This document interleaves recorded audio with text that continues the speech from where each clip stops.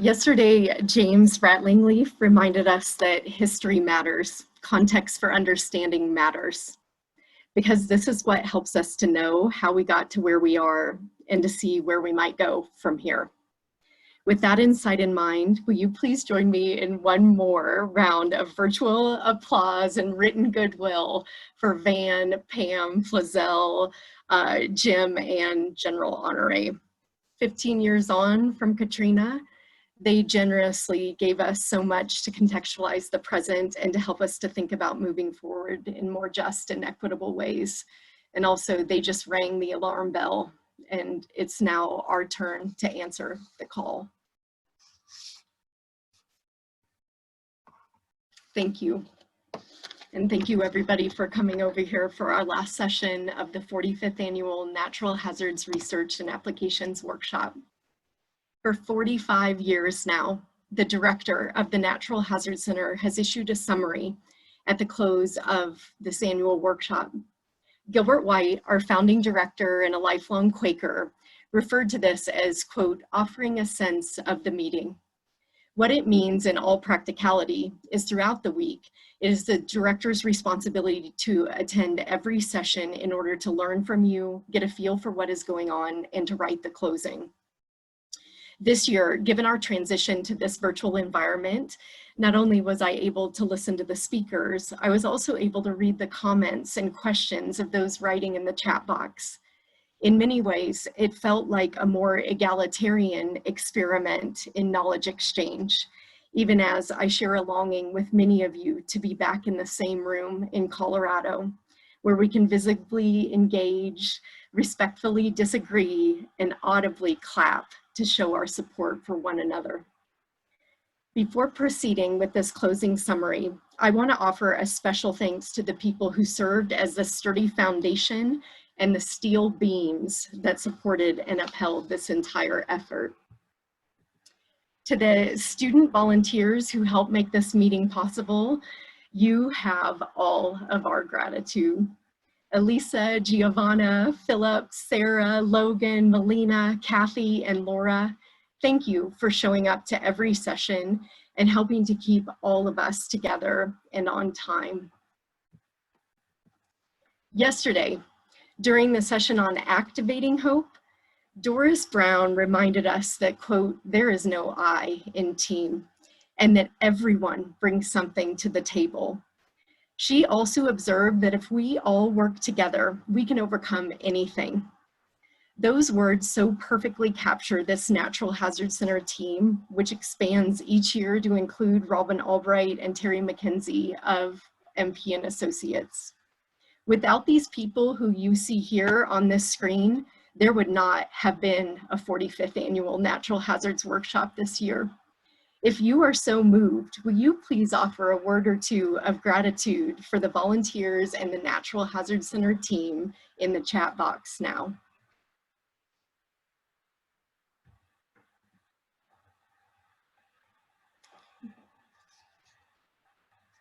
Thank you. To Elise Bernbach, who has so beautifully recorded this workshop, and to Impact 360 Alliance and Scott Miles, which made this all possible through its groundbreaking approach to information translation and sharing. Thank you for these graphic recordings. They will be made available on the Natural Hazards Center website as well as through Impact 360 Alliance. We are so grateful that you shared your time and talent with us.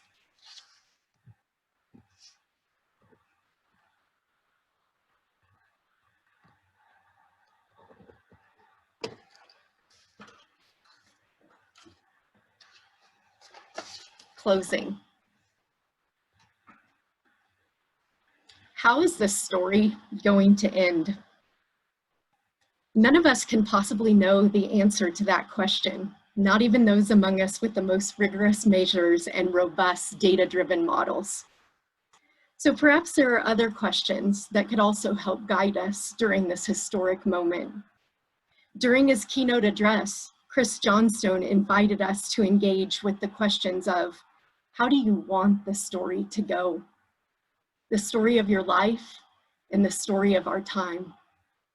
When we recognize that none of us know how any of this is going to end, how can we still reach deep and ask ourselves, what is the best possible thing that can happen here?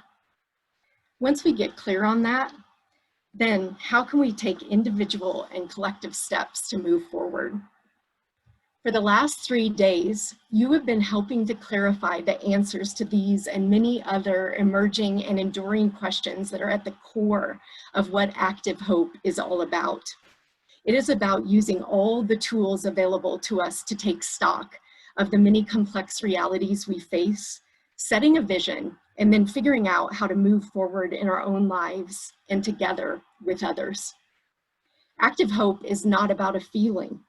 In fact, Joanna Macy, who is lead author of the book by that name, said once that, quote, "I'm not insisting that we be brimming with hope.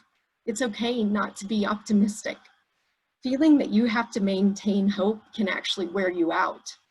So just be present," Macy implores of all of us.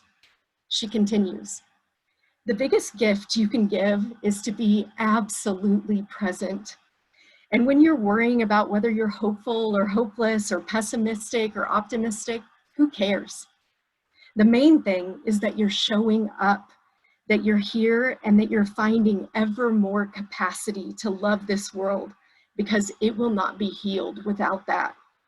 That is what is going to unleash our intelligence and our ingenuity and our solidarity for the healing of our world." At this year's workshop, Michelle Montgomery of the University of Washington at Tacoma issued a similar call for us to be fully present with ourselves and with one another. When she expressed her hope that in the stillness of this pandemic, we can dig deep. But when we dig deep, we must be emotionally and intellectually prepared. We must have a toolkit for that in our community, because when we dig deep, the reality we see is often stark and even devastating.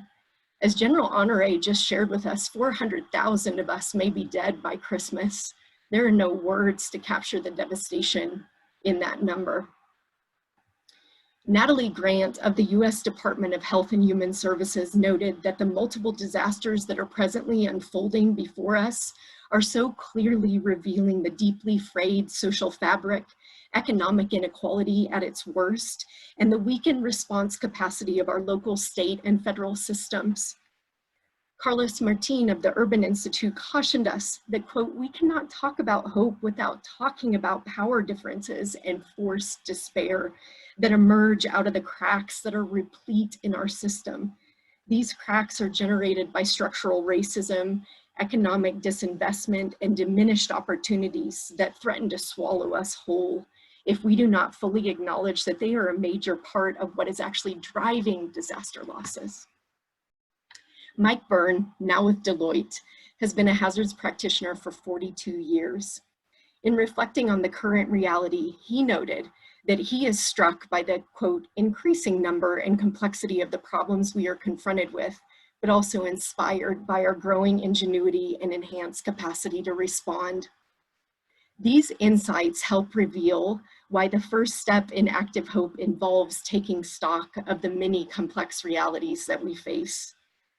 In this community, and as Divya Chandrasekhar of the University of Utah underscored, we've been clear for quite some time that natural hazards losses are inextricably linked to racism, xenophobia, poverty, pollution, and other slow motion disasters that deepen already existing disadvantage. We know that our environmental suffering is tied to our social suffering. So then the question becomes, even in light of all this, what is the best that can possibly happen here for our science, our policy, and our practice? The good news, this is exactly where our community thrives. It's in that space between the grim reality we so carefully study and the imagined possibility of just and equitable mitigation and recovery policies informed by the best science, along with a fundamental commitment to human rights. We know how to set a vision in this community, and we know that if we want to reduce natural hazards losses, we must work just as fervently to reduce social inequality and injustice in all of its forms. Is this going to be easy? Absolutely not. As Ann Yakin shared with us, she and her team at Tulane University grapple every day with how we can integrate data across varying scales to get at these issues of justice and equity. And Annie Vest, former state hazard mitigation officer for the state of Oklahoma, noted that they have long aspired for that vision, one rooted in justice and equity, but they have to ground truth big data and policy levers to make sure that they help and do not unintentionally harm the people and places where they are working. Clarifying our collective vision and taking steps forward has perhaps never been more urgent, given the clear and present danger that we face. As Jennifer Santos Hernandez of the University of Puerto Rico, Rio Piedras, gently but firmly reminded us, as we gather here at this meeting, people are dying outside. They are dying from the pandemic, and they're dying from all the other disasters that we are facing. The elderly, people of color, low income, and uninsured people are dying at disproportionate rates, but it does not have to be this way. This is where the third step, activating hope, takes flight. For decades, this community has produced life-saving and life-sustaining knowledge that can better inform this moment. But it's going to take all of us lifting up our voices. And that means, as the Rising Voices panel taught us yesterday, that we need to start not by calling people out, but by calling more people into this conversation that we are having here. How do we do this? The starting point they recommend was to bring our whole selves to the work and to adopt a stance of trust, honor, and respect in all that we do. Brian Paris and so many others this week reminded us that justice is a process. So it takes work and it takes relationships, and it's on all of us to nurture it. Kim Mosby of Louisiana State University encouraged us to remember that when we go into communities to begin that process of relationship building and justice and equity transformation, we need to stop with the predetermined frameworks and to set aside our plans for a moment. Instead, she recommended that if we want to build coalitions, we must listen for the agreement that is already there. That means starting by asking people who they care about, while working to understand more about what matters to them in the place where they live. When we find our points of agreement, whether it is better opportunities for kids, safe housing for everyone, or clean air to breathe, whatever that point of agreement is, start there. We do not know how this story is going to end, but I can see more clearly than ever that we stand shoulder to move forward. Tom Hughes of the Pennsylvania Emergency Management Agency reminded us, as he always does, that mitigation is the most challenging and rewarding work, and is more important than ever that we do it. So let's do what we can with what we have right now. And let us never forget that even during this moment of great division and human suffering, we are also seeing unprecedented levels of compassion, sacrifice, moral courage, and generosity. How we choose to invest our energy may have a much larger impact than we can ever even imagine right now.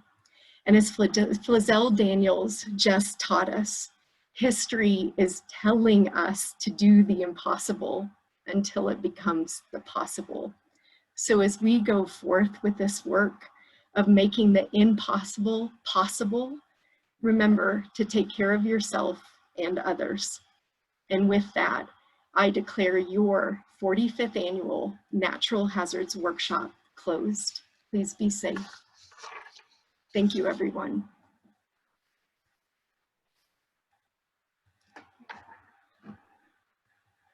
We love you all, and thank you for showing up to this meeting. Thank you for showing up with your whole hearts and minds. We love you, Lori Peak. Love you, Jennifer, Jessica, and all of you. And I'm no longer looking into a void of a computer screen. I feel all of you. Please take care, and we'll see you at the researchers meeting in an hour or so.